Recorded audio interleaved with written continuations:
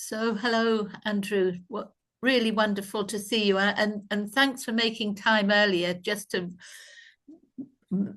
touch base before this call.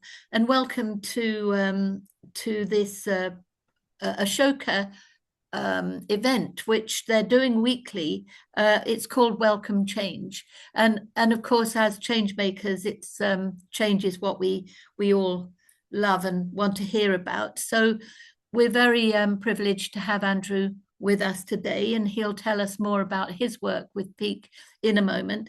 Just a couple of housekeeping things. This will be half an hour session. Andrew and I will talk for about 20 minutes and then look and see if there are any questions. But knowing Andrew and me, we've known each other for a long time, we could just keep on talking. So let's just see how we go. But thank you, Andrew, for joining. I know you're very busy. Where are you at the moment? I'm in the UK, just back from India yesterday. Right, okay. So, um, as I say, I've known Andrew for a long time, and one of the things that we're in a tendril group together, and it's a very, very supportive group. And one of the things I've learned about Andrew as we've got to know each other is that his grasp and sort of vision of where the organization, where Peak Vision is going, and his strategy towards that, his commitment to it, and his just amazing. Uh, he's very clever. He's a very, very clever person, and I admire him very much. So let's get on with the questions then, Andrew. Um, why why did you choose eyes? What is it that brought you to eyes? It was because I grew up vision impaired myself. But I didn't know that I was vision impaired. So I struggled at school. I was getting very poor grades. People laughed at how clumsy I was. And being the only non-Caucasian in my school, when I was told I might need to go and get glasses, I avoided it for almost 2 years because I already looked very different. So the idea of looking more different wasn't something that I wanted. And I didn't in my mind connect glasses with seeing differently, only looking different. And after 2 years of avoiding a sight test, I eventually got one. And the moment that I had the test was just completely transformative. So even just looking at the board at the chart as the lenses kind of dropped in, suddenly everything that was totally blurred became sharp. And actually, the person examining me was so surprised at how poor my sight was. They took me outside with the big trial frames on and said, looking like the Ashoka tree, they said, look across the road there, tell me what you see. And I remember this moment of looking at trees and seeing leaves on them Wow. and being totally floored. I couldn't believe it. And my life completely changed pretty much from that point on. I went from kind of failing child at school with no prospects and very clumsy to suddenly being able to see clearly, getting good grades. And a couple of months after getting those glasses, I was in Egypt, where my parents are from. And we went to this place, which is a bit of a slum on the edge of Cairo. And I remember walking through and noticing people lived in the slum and being kind of really confused as to how this was even possible. And there was a moment where a child who was my age and looked a lot like me ran past me, and then we just kind of stopped and clocked eyes with each other. And the conversation in my head, which I feel like was the conversation in his head, was, how come you got your life and I got this one?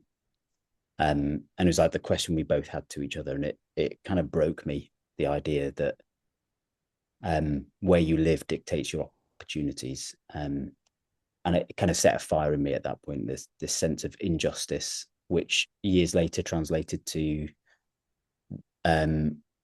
it's hard to know what you can do, but the experience I'd had in terms of getting vision restored meant I wanted to spend my life helping people see. And so it's been a journey ever since. Yeah, thank you, Andrew. That's very moving story, and I think it endorses something that I believe that social entrepreneurs often come to the place where they want to make change from trauma. And clearly that is something that has been a very big part of your young life and wanting to change things. When did you realize that the developing digital world was going to help you to change eyes and people's lives across the world? What was that moment? So after that experience as a child and realizing that what vision unlocks in terms of education and future, I decided that this was what I wanted to do, help people see. And so I eventually became a doctor and then an eye surgeon. And at the point of being kind of about to take a consultant post in the NHS, my wife and I quit our jobs and moved with our 1-year-old son to Kenya. We spent 2 years there establishing 100 temporary eye clinics and assessing people. And we would just see every day, literally hundreds of people who were blind or severely vision impaired from completely treatable things. So many of them had cataracts, which can be treated in 5 minutes for, $50 to $100. And people would have been blind for 10 years, and they would have not only just been blind, accompanied by a grandchild who was no longer in school, acting as their eyes.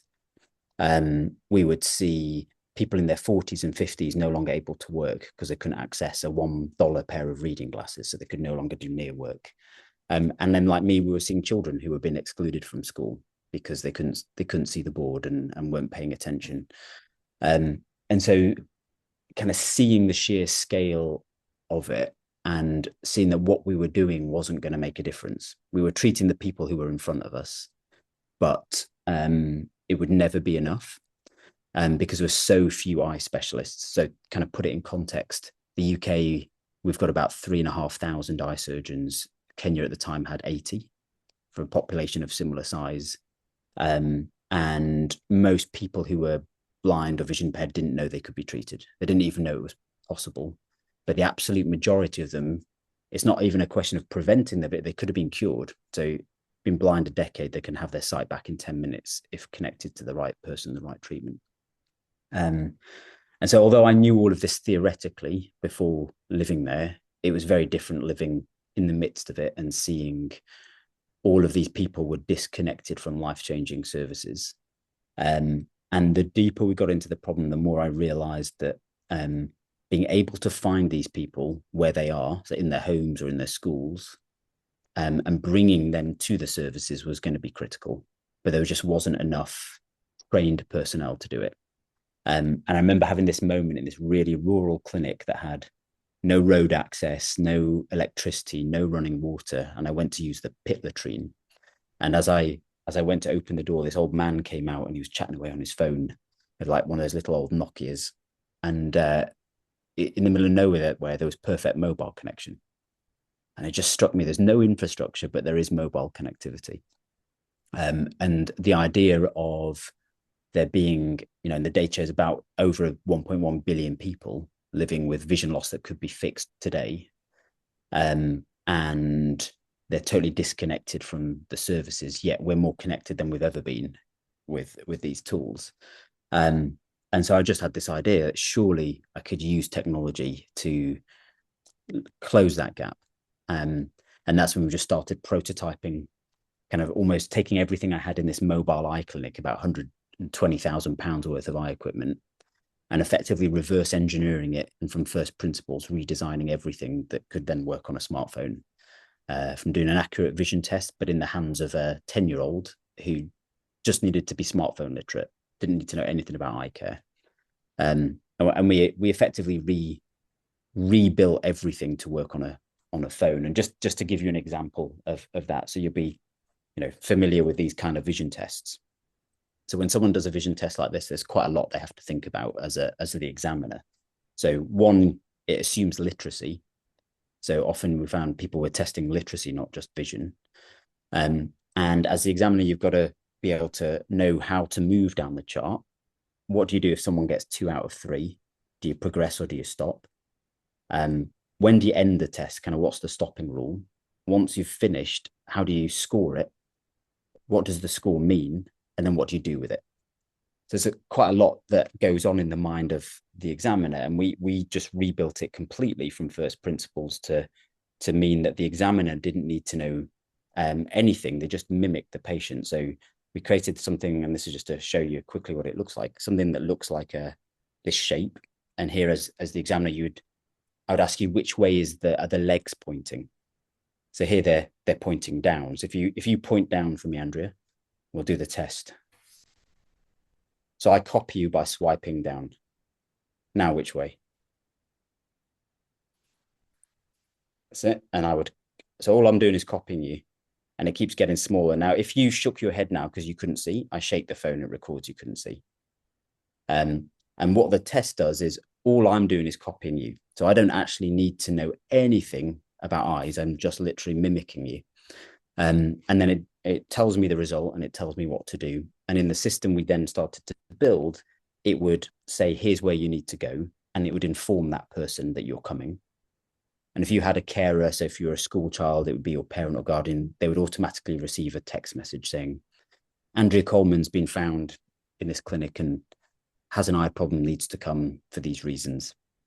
So we just started iterating this until eventually we had this closed loop system where we could effectively have anyone with a bit of basic training find people who'd lost their vision, and we could connect them into the services. And then we really focused on how do you increase the likelihood of them making it to the point where they get treatment. And in many ways, that's what we've spent a decade doing, is iterating and improving that to the point where today, whilst we lived in Kenya over 2 years, we saw and treated about 7,000 people. At the moment, across our partner network, 150,000 people are reached every week, and close to 17 million have been reached cumulatively, and most of that has been in the last 2 years. So we're really saying that your experience, your vision of what could be done, and the digital application really has been incredibly transformational in a huge way. And what do you think is going to happen within the next 2 to 3 years? Where do you think you're going to be able to get to?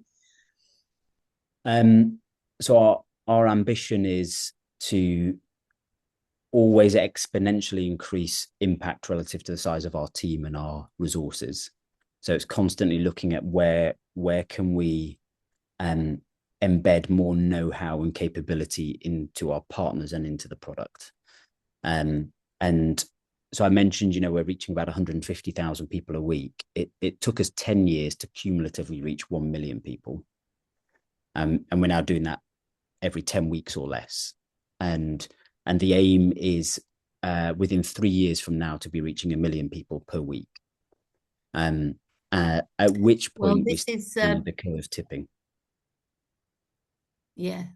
So we can very much say that this has been a huge success and will continue to be. But one of the questions I'd like to ask is, what are the most challenging things about your work, and how do you overcome challenges, the tough bits? Because we all know, those of us who are social entrepreneur know, however well our work goes, there are some really tough places to be.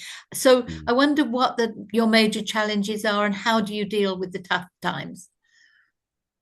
Yeah, I think when you do a short thing like this, or you do a presentation, you kind of, it all looks glossy and like it's worked, and the reality is it's not worked again and again and again and again until it has worked, and then that cycle's just continued. And I remember in the early days when we were living in Kenya and it was all going wrong, like we lost many of our team members, money was taken from us, equipment went missing, and I just thought, I can't believe I've deluded not just everyone else but myself.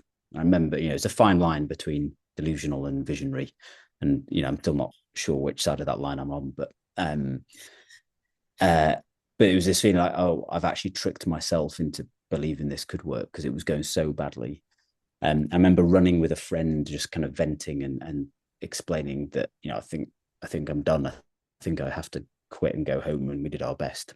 And I just remember him putting his hands on my shoulders and saying, Andrew, when an aeroplane goes down the runway, it only takes off after it's hit its maximum resistance. You're at that point now, you must not stop.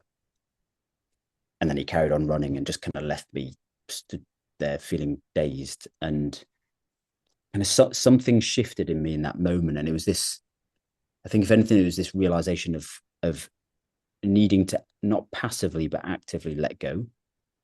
You kind of get to a point where you are so desperate for change to happen and you put your whole life into it and it's still not enough.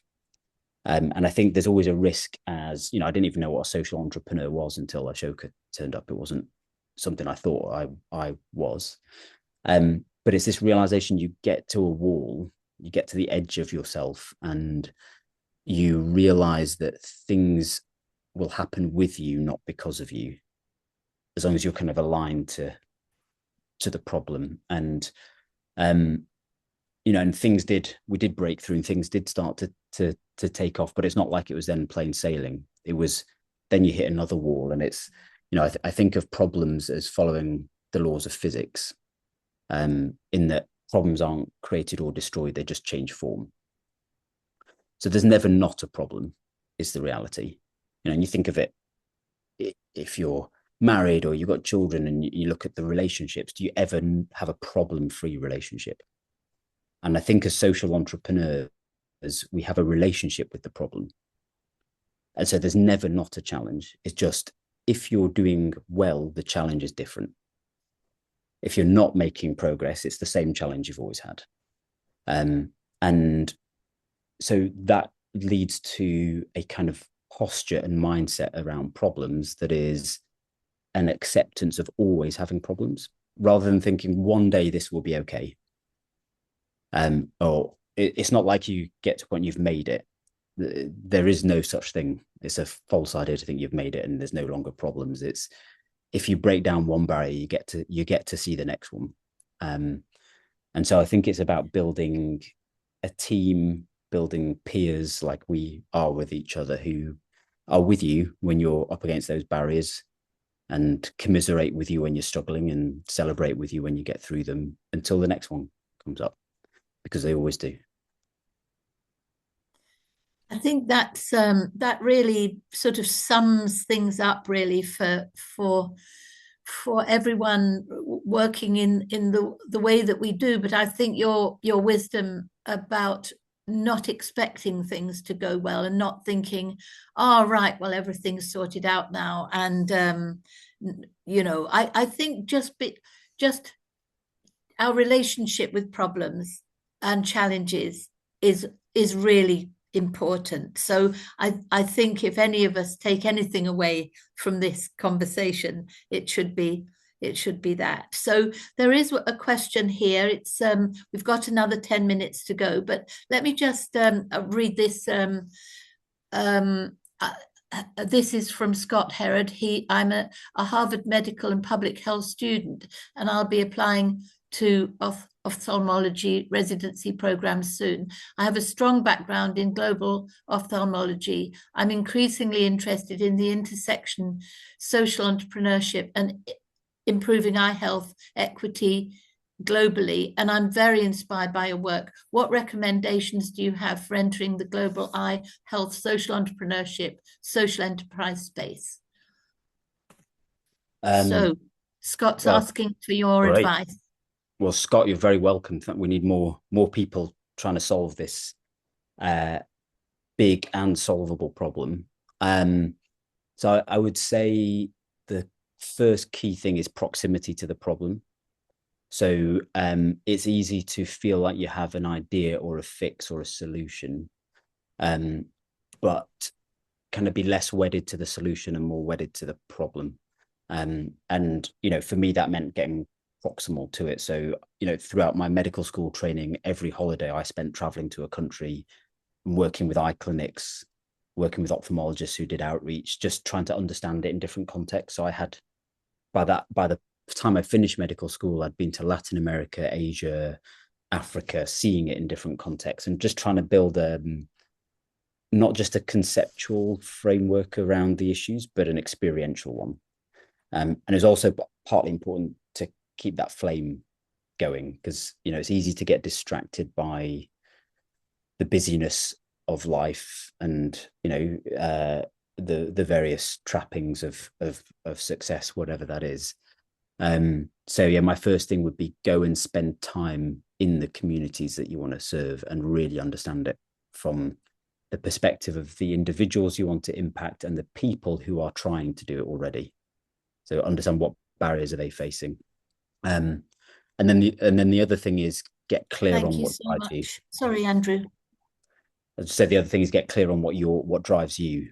You know, a decision I had to make was, did it matter more to me to be doing eye surgeries or that eye surgeries were being done? And that was quite an important distinction because I'm often asked, like, do you miss being a surgeon? And I had to get clear with myself that I was willing to give that up because what mattered more was that treatment was happening, not that I was providing the treatment.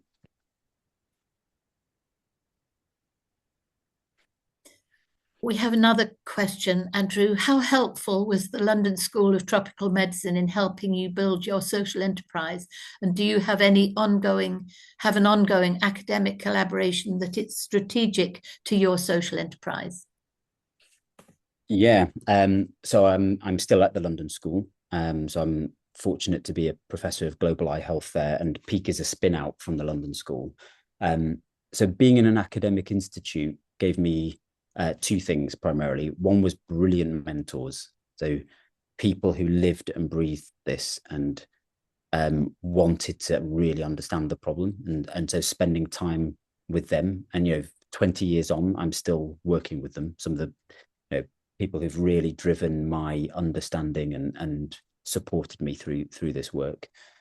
The other thing is it's when we spun out, it allowed us to effectively create a really strong evidence base and continue to partner. So we have this really strong link between determining, being clear on what actually works as opposed to what sounds good, and what's the evidence for that, and then can we effectively productionize that in a way that can be repeated and replicated.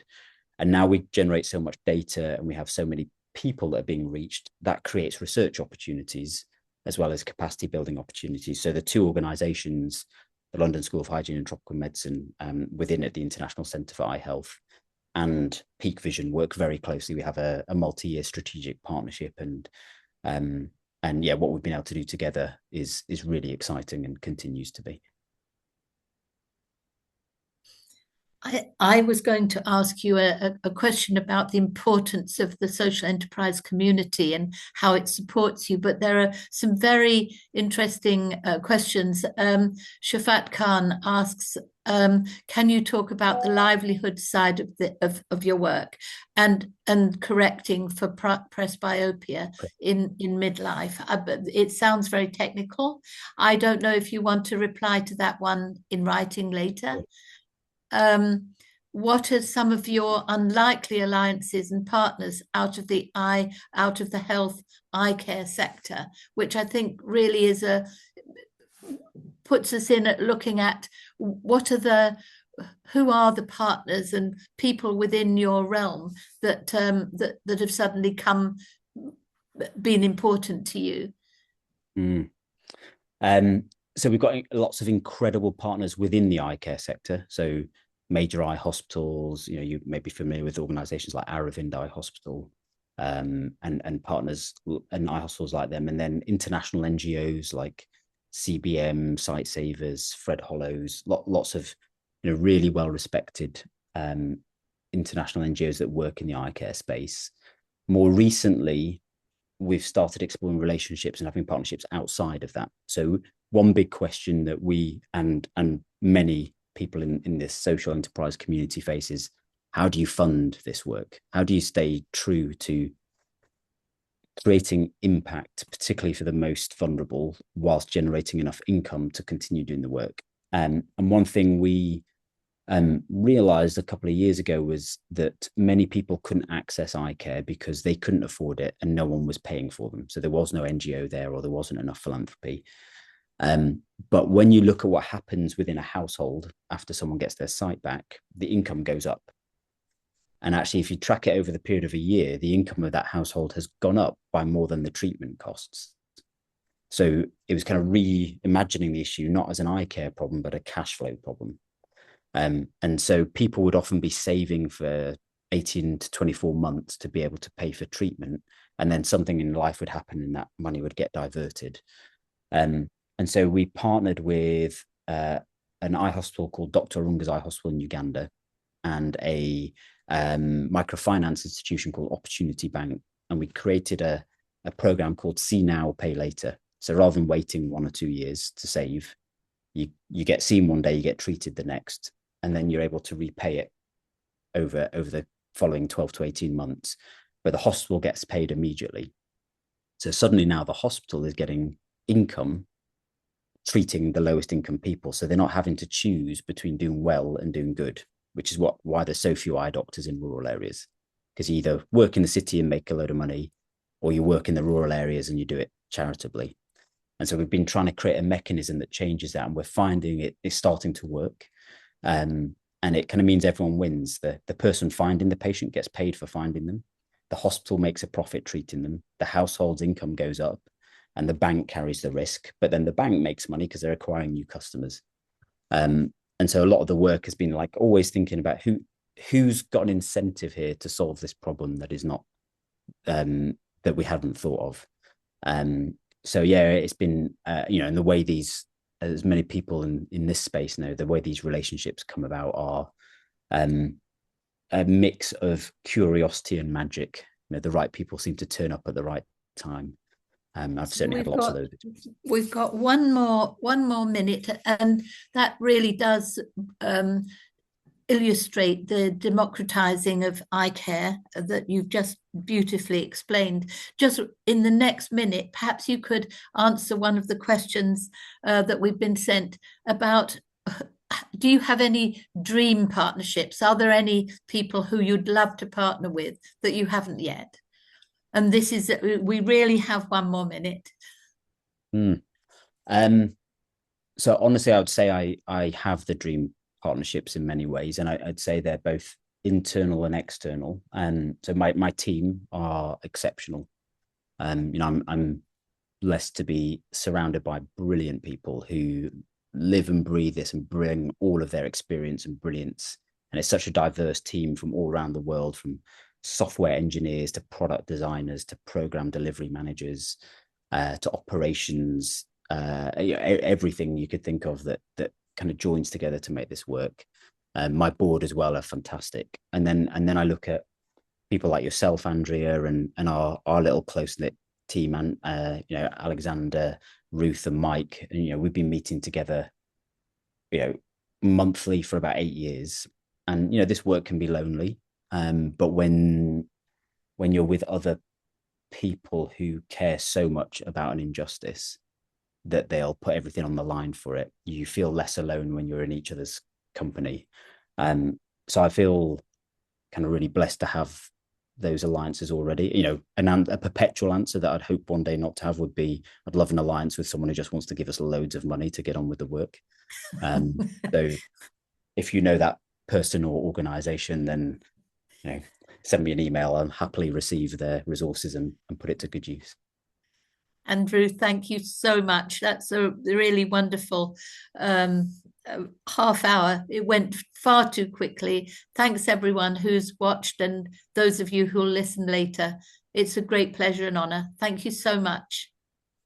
Thanks, Andrea. Thanks, Ashoka.